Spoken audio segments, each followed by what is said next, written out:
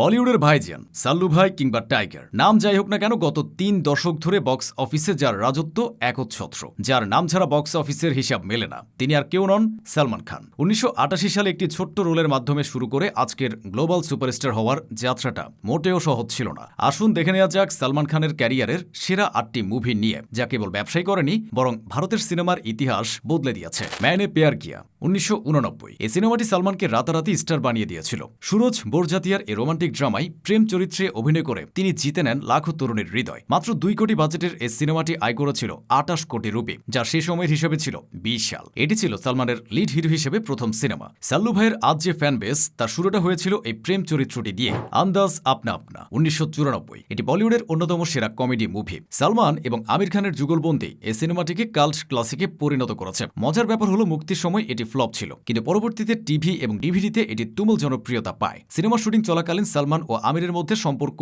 খুব একটা ভালো ছিল না, কিন্তু পর্দায় তাদের কেমিস্ট্রি ছিল অনবদ্য। হাম আপকে হ্যায় কন ১৯৯৪। এই সিনেমাটি ভারতীয় বিয়ের সংজ্ঞায় বদলে দিয়েছিল। হাম আপকে হ্যায় কন ছিল একটি পারফেক্ট ফ্যামিলি ড্রামা। এটি ছিল ভারতের প্রথম সিনেমা যা ১০০ কোটি রুপির গণ্ডি পার করেছিল। ফুটফল হিসেবে ধরলে এটি আজও সালমানের ক্যারিয়ারের সবচেয়ে বড় হিট। এই সিনেমার জন্য মাধুরী দীক্ষিতকে সালমানের চেয়েও বেশি পারিশ্রমিক দেওয়া হয়েছিল, যা তৎকালীন বলিউডে বিরল ছিল। তেরে নাম ২০০৩। এটি সালমান খানের এমন একটি সিনেমা যার ক্রেজ আজও ভোলার মতো নয়। রাধে চরিত্রে সালমানের অভিনয় ছিল তার ক্যারিয়ারের সেরা পারফরমেন্স। সিনেমাটি সেমি হিট হলেও সালমানের রাধে কাট হেয়ার স্টাইল পুরো ইন্ডিয়া ও বাংলাদেশে ভাইরাল হয়েছিল। সিনেমার শেষ দৃশ্যের জন্য সালমান সত্যি সত্যিই মাথা নেড়া করেছিলেন। এটি তামিল সিনেমা সেতুর রিমেক ছিল। ওয়ান্টেড ২০০৯। এই সিনেমাটি সালমানের ডুবতে বসা ক্যারিয়ারকে নতুন জীবন দেয়। একবার জো মেনে কমিটমেন্ট কারতি, এই সংলাপটি আজও মানুষের মুখে মুখে। এই সিনেমার মাধ্যমে সালমানের মাস হিরো ইমেজের শুরু। ৬০ কোটি টাকা আয় করে এটি ২০০৯ সালের অন্যতম সফল সিনেমা। প্রভুদেবা পরিচালিত এই সিনেমার মাধ্যমেই সালমান খান সিঙ্গেল স্ক্রিন থিয়েটারে আবার আধিপত্য ফিরে আসে। ওয়ান্টেড দেখার পর থেকে ভক্তরা সালমানকে ভাইজান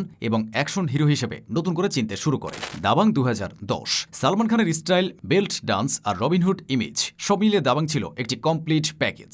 ১৪০ কোটি রুপি আয় করে এটি সেই বছর সব রেকর্ড ভেঙে দেয়। সালমান এখানে নিজের একটি স্বতন্ত্র স্টাইল তৈরি করেন। গোফ রাখা, চশমা পেছনের দিকে রাখা, এই স্টাইলগুলো গণমানুষের হৃদয়ে গেঁথে যায়। এই সিনেমা থেকে সোনাক্ষী সিনহার অভিষেক ঘটে। সুলতান ২০১৬। একজন কুস্তিগিরের গল্প নিয়ে নির্মিত সুলতান। এই সিনেমার জন্য সালমানকে কঠোর শারীরিক পরিশ্রম করতে হয়েছিল। ৩০০ কোটি ক্লাবের এই সিনেমাটি বিশ্বজুড়ে ৬০০ কোটির বেশি আয় করেছিল। সালমান এই সিনেমার জন্য ওজন বাড়িয়ে ৯০ কেজি করেছিলেন এবং কোনো বডি ডাবল ছাড়াই অনেক কুস্তি দৃশ্য শুট করেছিলেন। বজরঙ্গি ভাইজান ২০১৫। সালমানের ক্যারিয়ারের সবচেয়ে ইমোশনাল এবং প্রশংসিত মুভি বজরঙ্গি ভাইজান। এটি কেবল ব্যবসা নয়, মানুষের মন জয় করে নিয়েছিল। এটি সালমানের ক্যারিয়ারের সর্বোচ্চ আয় করা সিনেমা, যা বিশ্বজুড়ে ৯০০ কোটিরও বেশি ব্যবসা করে। সিনেমাটি সেরা জনপ্রিয় সিনেমার ক্যাটাগরিতে ভারতের জাতীয় চলচ্চিত্র পুরস্কার জিতেছিল। হারশালি মালহোত্রা মানে মুন্নি এবং সালমানের বন্ডিং আজও দর্শকদের চোখে জল আনে। ভারত পাকিস্তানের বর্ডার আর মানবিকতার গল্পটি সালমান যেভাবে টেনেছেন তা তাকে সর্বকালের সেরা সুপারস্টারের আসনে বসিয়ে দিয়েছে।